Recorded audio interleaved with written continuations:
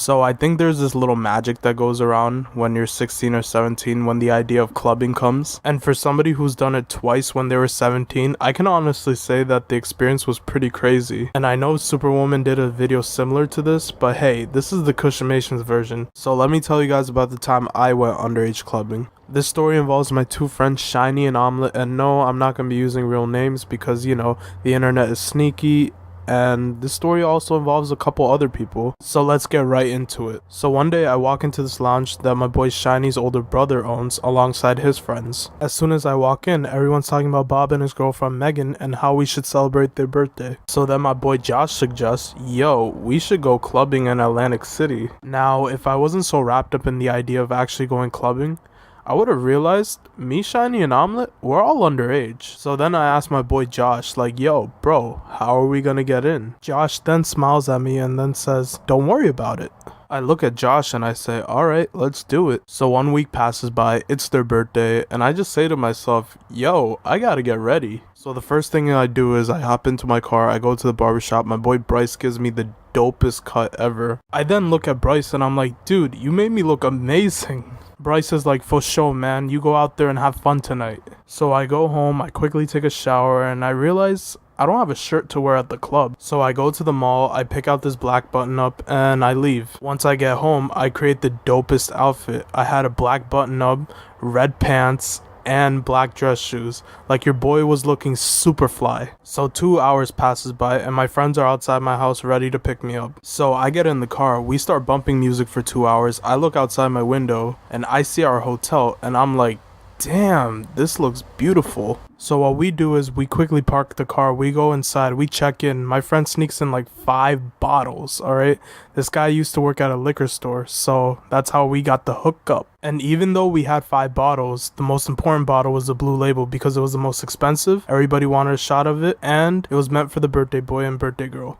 So 30 minutes passes by, everybody gets settled into the room, and I'm the only one that didn't change. So I quickly head into the bathroom and change. I come out, I see the whole squad is ready to turn up. See, now this is where Josh's master plan comes in about us getting into the club. Josh tells whoever's 21 or up to go inside the club except for our friend Haiti. Haiti actually has to go inside the club and then come back. This was because whenever you go inside a club, the bouncers will stamp on your wrist a sign that shows that you've already been inside the club. So Haiti returns to our room with the stamp on his wrist. This is where Josh's second part of his plan comes into play. And at this point, I'm still confused about what we're doing. So I'm like, Josh, what the hell are we doing? First, Josh smirks at me. Then he grabs eyeliner from one of these girls' purses. Then he grabs my wrist and Hades' wrist and compares it. Then he redraws the stamp onto my wrist. I then look at Josh and I'm like, you're a genius. And so after we finish Shiny and Omelet's stamp, we actually go down to the re-entrance entry room. So we get online. I'm the first one out of my friends and I'm scared because if I get caught, we're all done. So after the person ahead of me got in, it was my turn. So I walk up to the bouncer, I show him my wrist, and he flashes his flashlight. And at this point, I start sweating bullets, and the bouncer just looks at me and says, you're good, you can go in. So me, Shiny, and Omelet start walking through that entrance, and now this is where things start to get lit. So me, Shiny, and Omelet, we walk into this club,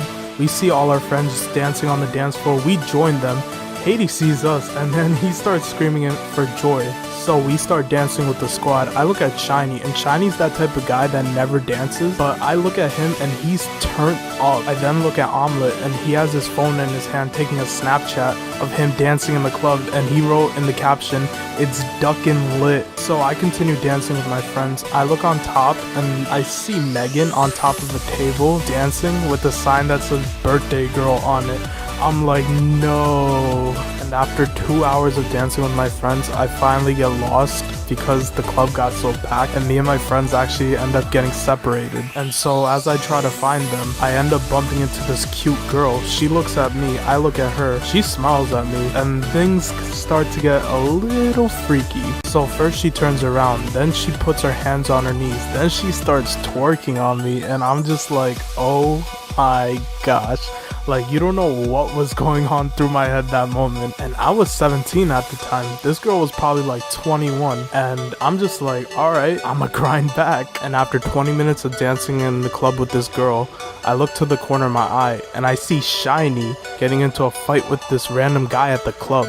I then look at this girl and I'm just like, yo, I'm really sorry. I have to go help out a friend. So I walk up to this guy and I'm just like, hey yo bro, why you messing with my boy Shiny like that? But in reality, it was more like, can you please stop messing with my boy Shiny? Can you please? So luckily our friend Haiti comes in and this guy's like 6'6", jacked, has huge biceps, and just looks at this guy and he's like, is there a problem? He then looks at Haiti and he's like, oh, no problem here.